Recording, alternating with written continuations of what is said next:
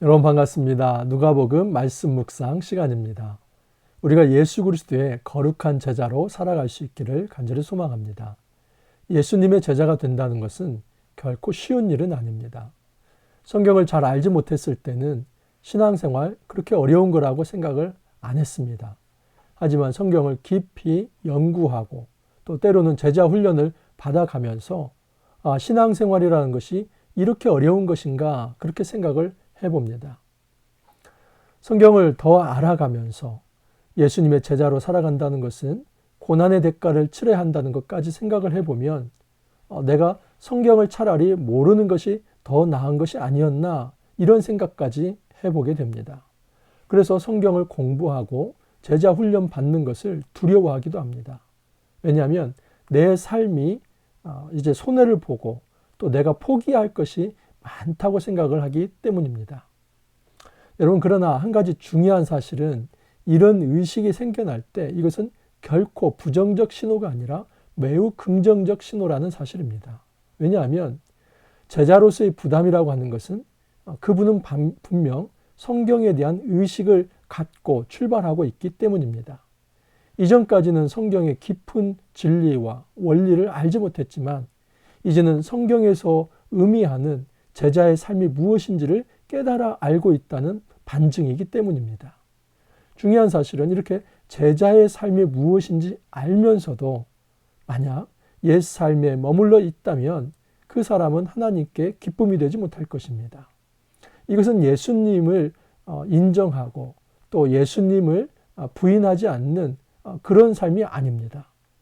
주님께서 우리에게 원하시는 것은 이 종말의 시대에 나를 기뻐하고 내 이름 때문에 자기를 희생할 수 있는 그 제자의 삶을 지금도 요구하고 계십니다.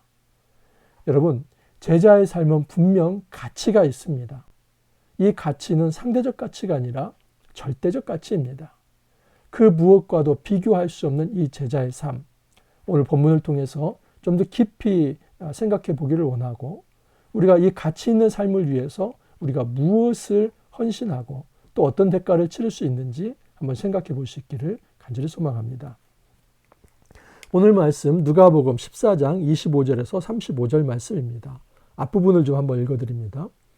수많은 무리가 함께 갈새 예수께서 돌이키사 이르시되 물은 내게 오는 자가 자기 부모와 처자와 형제와 자매와 더욱이 자기 목숨까지 미워하지 아니하면 능히 내 제자가 되지 못하고 누구든지 자기 십자가를 지고 나를 따르지 않는 자도 능히 내 제자가 되지 못하리라. 예수님 앞에 수많은 무리가 함께 나왔다라고 얘기를 합니다. 근데 여러분, 예수님은 참 대단하십니다. 예수님 앞에 그 수많은 무리가 오는데 예수님은 그 수많은 무리에 관심을 갖지 않습니다. 오히려 그 무리를 향해서 너희 중에 누가 내 제자가 될까? 그것을 예수님께서는 반문하십니다.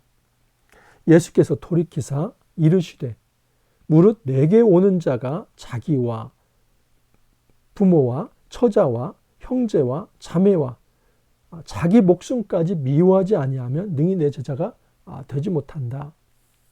어찌 보면은 굉장히 찬물을 끼얹는 듯한 말씀입니다. 많은 무리가 찾아왔는데 여러분, 사람이 많아지면 좋지 않습니까?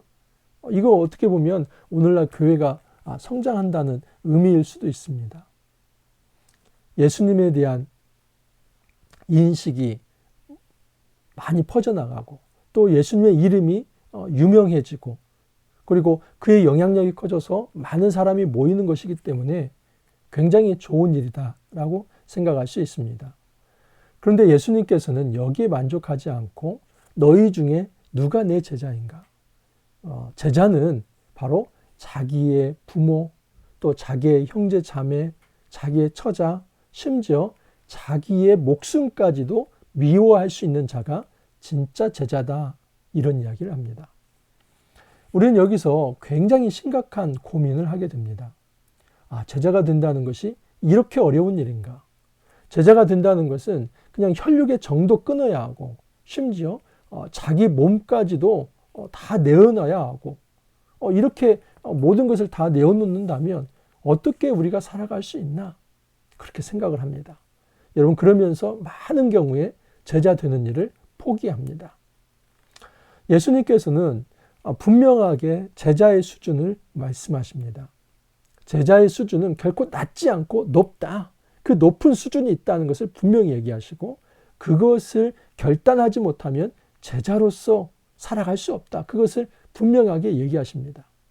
자, 예수님께서 어떤 수준을 설정하는지 그리고 제자로서의 결단이라고 하는 것이 무엇인지 한번 생각해 보도록 하겠습니다.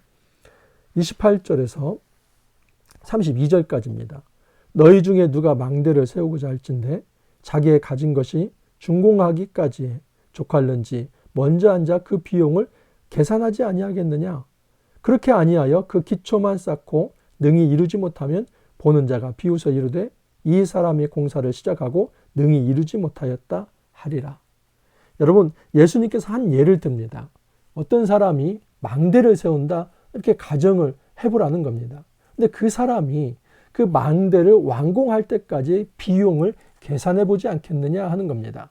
만약에 계산이 나오지 않는다면 아예 망대를 처음부터 세우지 않을 거라는 겁니다.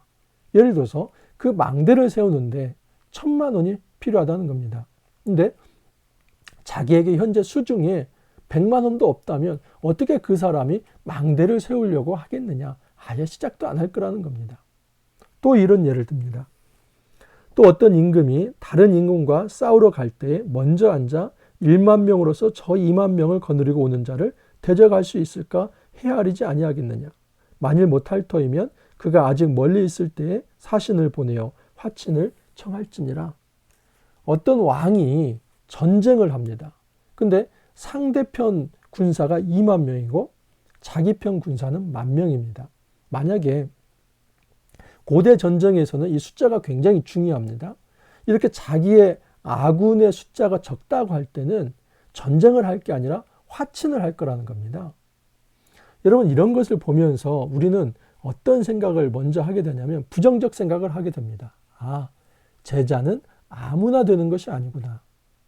이 제자는 지금 이 2만 명을 이길 수 있는 그런 어떤 자질, 자격, 힘이 있어야 하는구나. 또 제자로 살아간다고 할 때는 뭔가 좀 많이 자원이 풍부해야 한다는 거. 망대를 건설하는데 예를 들자면 1,000만 원이 필요하다? 그러면 최소 내가 900만 원 정도는 있어야 되지 않겠느냐? 이런 생각을 합니다. 그래서 내 자신의 은사와 재능, 나의 헌신도 이런 걸 다 따져보고 정말 이것이 되면은 내가 제자가 될 수 있다. 그렇지 않으면 나는 제자가 되지 못한다. 그래서 자기가 제자가 되지 못하는 것을 오히려 이 말씀을 가지고 합리화하기도 합니다. 목사님, 저는 아직 글렀습니다. 제가 예수님의 그 수준에 다가가기는 저는 너무나 부족합니다. 자원도 없습니다. 능력도 없습니다. 제가 이렇게 부족한데 어떻게 제자로 살아갈 수 있습니까? 보십시오. 말씀에 먼저 계산해보고 안 되면 아예 시작을 하지 말라고 하지 않았습니까? 여러분, 중요한 사실은 이 비유는 지금 방금 우리가 생각하는 것처럼 우리가 어차피 안 될 거니까 포기하라. 그래서 아예 계산이 안 나오는 사람은 제자가 될 생각을 꿈에도 하지 마라. 이것을 말씀하기 위해서 이 말씀을 주셨는가? 결코 아닙니다. 예수님은 그게 아니라 제자로 살아간다는 것이 어렵지만 마음에 결단이 있고 그 제자의 삶에 대한 가치를 우선시하고 그 절대 가치를 두고 따라간다면 가능하다는 것을 말씀하기 위해서입니다. 여러분 저는 이 2만 명과 1만 명 그 군사에 있어서 그 10,000명이라고 하는 것이 과연 무엇일까 한번 묵상을 해보았습니다. 만약 그 10,000명이라고 하는 것이 나의 힘, 나의 능력, 만약 그것이라고 한다면 우리는 제자의 삶을 시작할 수 없습니다. 분명합니다. 그 2만 명의 대적을 이길 수 있는 힘이 나의 힘이라고 한다면 여러분 제자의 삶은 시작할 수 없습니다. 근데 예수님께서는 이것은 이 비유를 통해서 너희들은 무능력하니까 제자가 될 수 없다. 그것을 말씀하려고 하는 것이 아닙니다. 만약 그렇게 하기로 한다면 베드로와 야고보와 요한 그들이 얼마나 다 출중하고 직업이 좋고 또 재능과 은사가 많고 그랬습니까? 처음부터 그들이 귀신을 쫓아내고 병을 고치고 말씀을 잘 전했습니까? 아니지 않습니까? 결국 이 일만이라고 하는 문제, 또 비용 계산이라고 하는 이 문제, 이것은 주님을 향한 신뢰이구나 하는 것을 알 수 있습니다. 예수님께서 말씀하시는 것은 무엇이냐면 너의 힘이 아니라 예수님, 나의 힘. 주님께서 말씀하시는 것은 사람의 힘이 아니라 하나님의 힘. 이 제자로서의 삶이라고 하는 것은 그 하나님의 힘을 의지하는 자가 시작하는 것이다. 그 하나님을 의지하고자 한다면, 예수님을 의지하고자 한다면, 그 성령님을 의지하고자 한다면 그 사람은 출발해도 좋다. 오히려 이 긍정적 메시지를 주기 위해서 이 말씀을 주신 겁니다. 그렇기 때문에 이 말씀을 우리는 두려움으로 받을 것이 아니라 내가 정말 내 실력은 1만 명이고 그 망대를 건설하는 데서 1,000만 원이라고 한다면 내가 지금 가진 돈은 10,000원도 안 된다고 하지만 정말 그 1,000만 원을 공급하실 분이 하나님이고 2만 명을 치실 수 있는 능력이 그 10만의 군사가 하나님께 있다는 것을 신뢰하고 그 하나님을 의지한다면 이 제자의 삶은 시작할 수 있다는 것을 예수님께서 말씀하시고자 하는 것입니다. 여러분, 제자가 되는 데 있어서 가장 중요한 것은 주님을 향한 신뢰와 주님을 믿는 것이지 나의 힘이 얼마인가 그것을 말하는 게 아닙니다. 여기서 1만이라고 하는 것은 나의 힘 계산하라 그걸 의미하는 게 아니라 너는 지금 누구를 의지하고 있고 예수 그리스도를 절대 가치로 생각하고 있냐, 이거 얘기하는 겁니다. 예수 따르는 일, 그 제자로서의 삶이 어떤 혈육보다도 또 어떤 내 삶의 일상성보다도 내가 가지고 있는 어떤 소유보다도 더 중요한 가치가 있는가? 이 하나님 나라의 삶, 제자로서의 살아가는 삶이 최고의 가치가 있는가? 만약에 이 최고의 가치라고 하는 그 의식만 있다면 그 사람 제자 될 수 있다. 이것을 얘기하는 것입니다. 여러분, 제자가 된다는 데 있어서 이 마음을 두렵게 하는 데 있어서 한 3가지 정도의 오해가 있습니다. 첫 번째 오해는 뭐냐면 제자가 되는 거 정말 아깝다 이렇게 생각하는 사람이 있습니다. 왜냐하면 보십시오. 자기 부모, 처자, 형제, 자매, 자기 목숨까지 미워하지 아니하는 자. 또 33절에 보면 그 말씀을 받아서 이와 같이 너희 중에 누구든지 자기의 모든 소유를 버리지 아니하며. 그래서 내가 가지고 있는 인적 네트워크 또 물질적 자원들 그런 거 좀 내려놓으라고 하는 것이거든요. 그러면 그걸 내려놓는다고 할 때 아깝다. 내 소유를 다 내려놓는다는 것은 너무 아깝다. 아깝기 때문에 나는 제자가 될 수 없다라고 생각을 합니다. 근데 여러분, 우리는 잘 생각해야 할 것은 뭐냐면 예수님께서 우리에게 무소유를 명령하고 계신 게 아니라는 겁니다. 한국 사회에서 여러분 최근에 H 스님 잘 아시죠? 무소유 얘기를 많이 했었습니다. 그러나 풀소유 논란이 있었습니다. 저는 그것의 어떤 진위를 여기서 말씀드리거나 또 비하하고 싶지 않습니다. 그 가치, 그 어떤 불교적 삶에 대한 어떤 무소유에 대한 가치, 이것을 제가 평가절하하고 싶지는 않습니다. 하지만 여러분, 이 무소유가 풀소유 논란이 됐을 때는 그만한 근거들이 있지 않았습니까?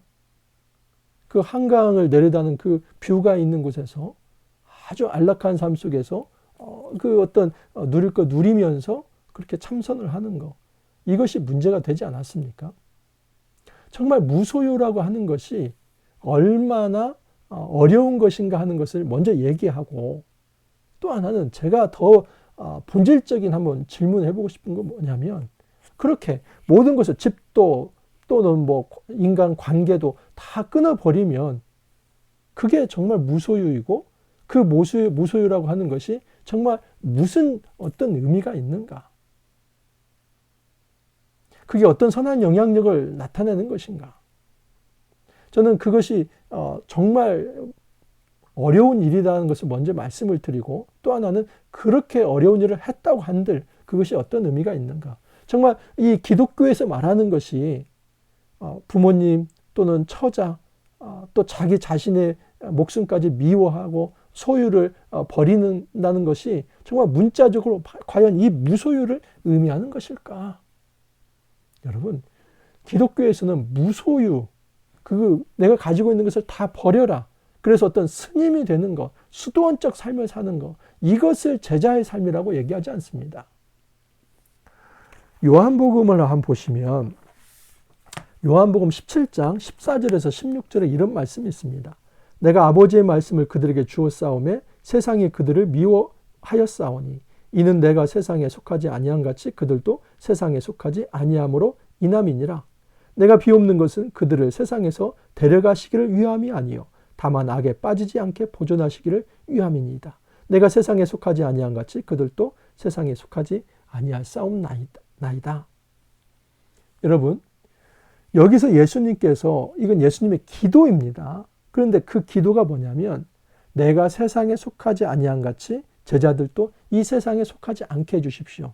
여기까지만 놓고 보면 지금 이제 머리 깎고 산으로 들어가는 이런 말과 비슷하구나 이렇게 생각할 수 있습니다. 그런데 15절을 보면 그게 아닙니다.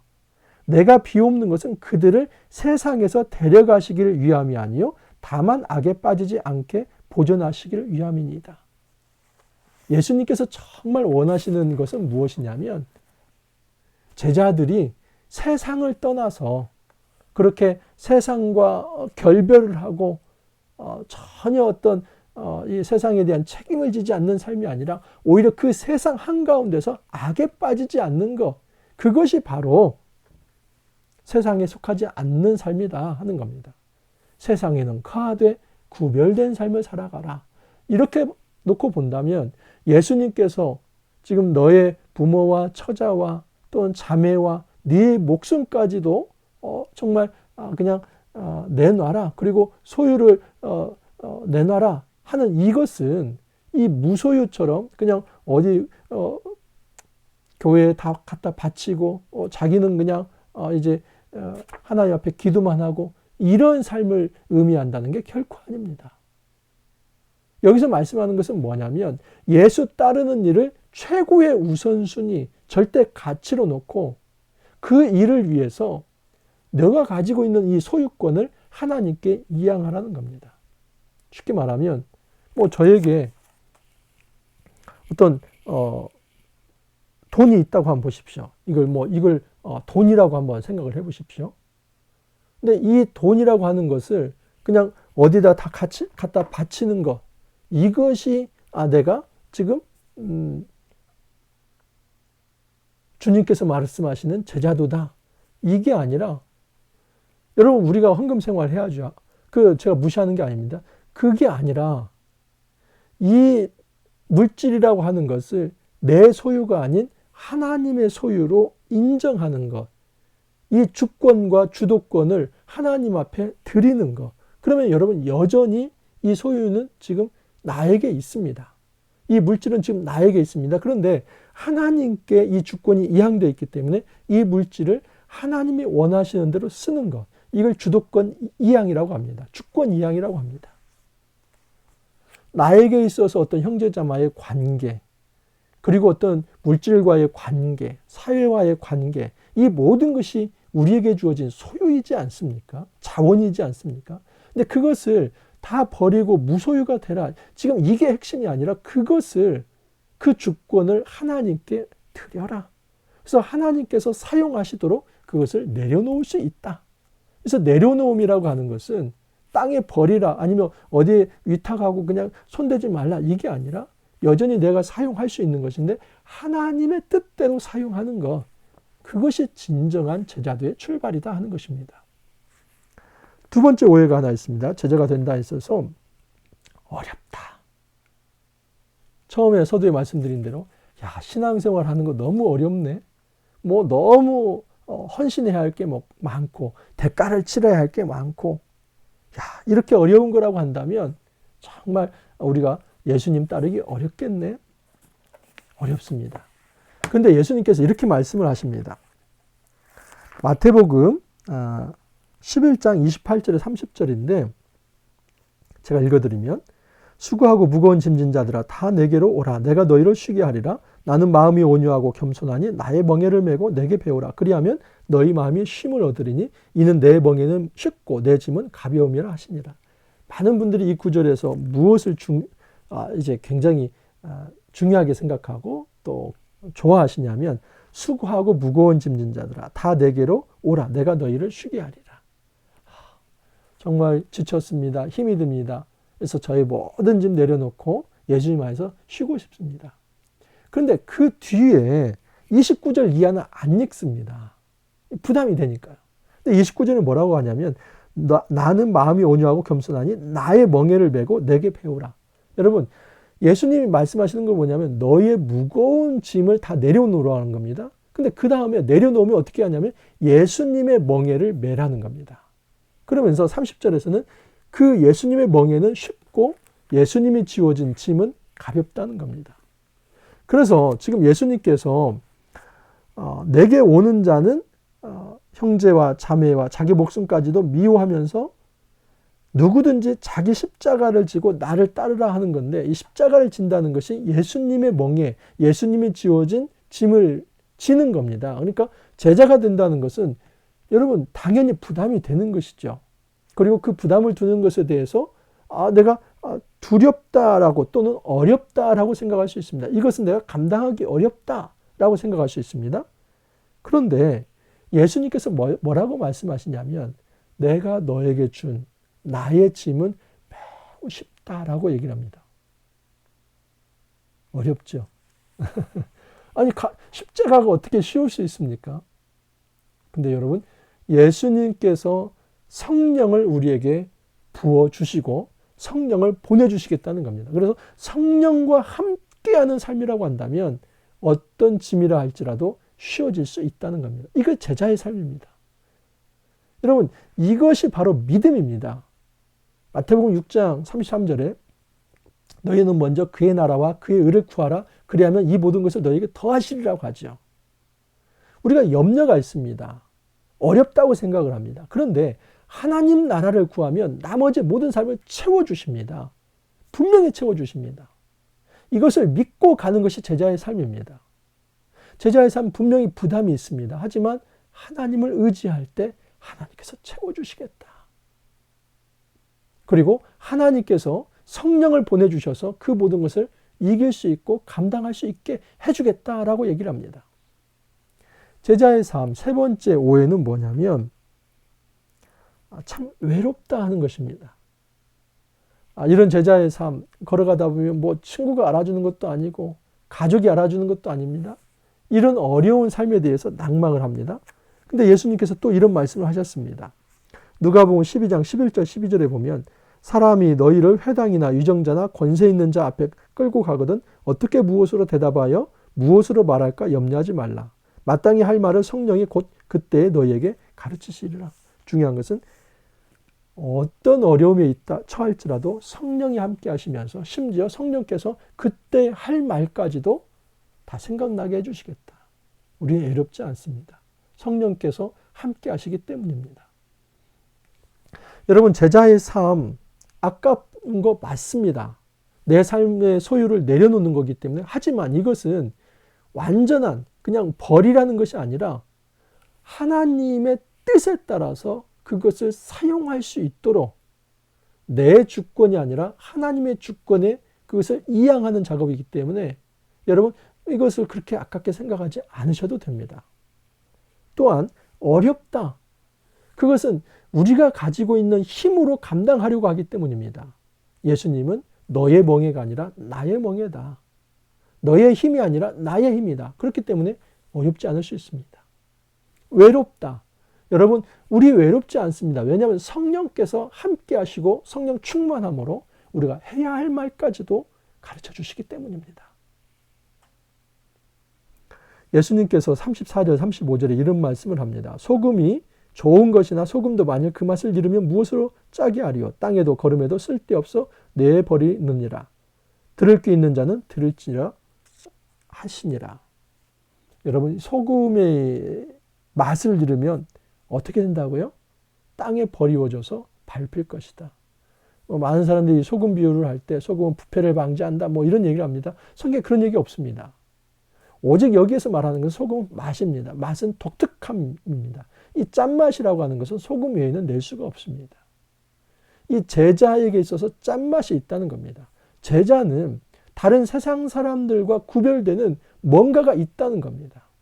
그것은 예수님과 동행하는 삶이고 말씀의 통치를 받는 삶이고 자기의 자신을 내어놓되 하나님의 뜻에 따라서 더 풍성하게 이 세상을 생명으로 평화로 채울 수 있는 자이며 자기의 능력으로 살아가는 게 아니라 성령의 능력으로 살아가며 이 세상에 거하지만 이 세상에 속하지 않으면서 거룩하게 살 수 있는 매우 독특한 구별된 존재, 짠맛 나는 존재가 바로 제자라는 겁니다.